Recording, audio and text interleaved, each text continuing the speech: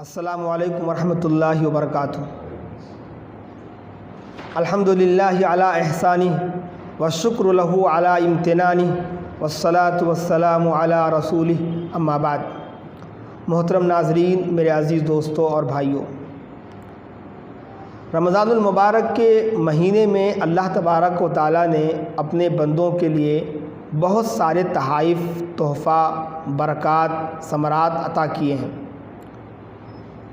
اس مہینے میں آدمی روزہ رکھنے کے ساتھ ساتھ افطار کرتا ہے، سحر کرتا ہے، تراویح کی نماز پڑھتا ہے، تمام عبادتوں پہ اسے اجر ملتا ہے۔ ایک اہم بات کی طرف آپ تمام ناظرین کرام کی توجہ مبذول کرانا چاہتا ہوں۔ ناظرین کرام، موت ہر ایک کو آنی ہے، کوئی اسی سے نہیں بچا ہے۔ جہاں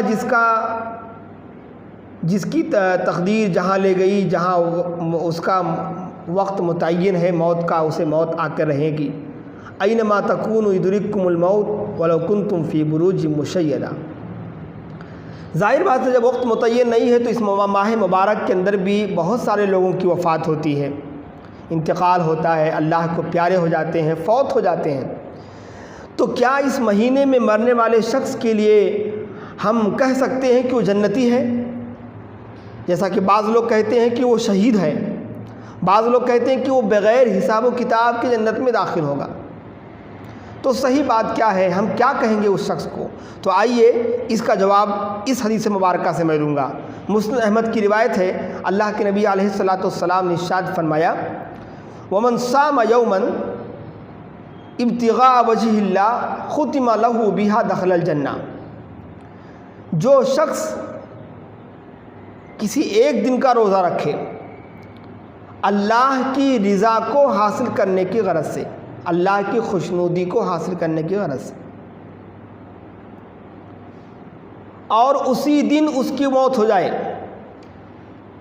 دخل الجنہ، تو کہاں جائے گا؟ وہ جنت میں داخل ہوگا۔ اس حدیث کے اندر دو چیزوں میں شرط لگائی گئی ہے۔ ہم اس شخص کو جنتی کہہ دیں گے کب؟ جب دو چیزیں پائی جائیں۔ پہلی چیز، وہ شخص روزے کی حالت میں ہو۔ دوسرا، اللہ کی رضا کے لیے وہ روزہ رکھا ہو۔ اور ایمان تو پہلے ہی شرط ہے، ایمان کے بغیر تو کسی کا روزہ نہیں۔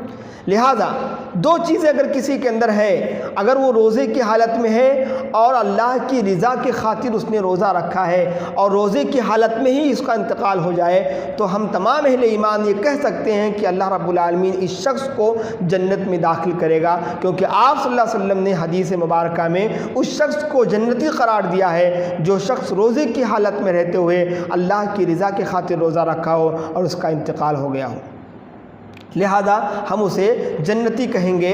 اور یہ الگ بات ہے کہ اس پر ہم یہ نہیں کہہ سکتے کہ اس نے گناہ کیا نہیں کیا، وہ اچھا تھا کہ برا تھا، نیک تھا کہ بد تھا۔ یہ حکم لگائے بغیر صرف ہم یہ دو چیزیں دیکھیں گے۔ اگر وہ روزے کی حالت میں ہے اور اللہ کے لیے اس نے روزہ رکھا ہے تو بے شک اللہ رب العالمین اسے جنت میں داخل کرے گا، اس میں کوئی شک نہیں ہے، کیونکہ آپ صلی اللہ علیہ وسلم کا فرمان ہمارے سامنے دلیل ہے۔ باری اللہ سے دعا ہے اللہ تبارک و تعالی ہم تمام اہل ایمان کے روزے کے تمام عبادتوں کو اچھے طریقے سے اللہ کی خوشنودی رب کے لیے کرنے کی توفیق عطا فرمائے۔ آمین وآخر الدعوانا ان الحمدللہ رب العالمین۔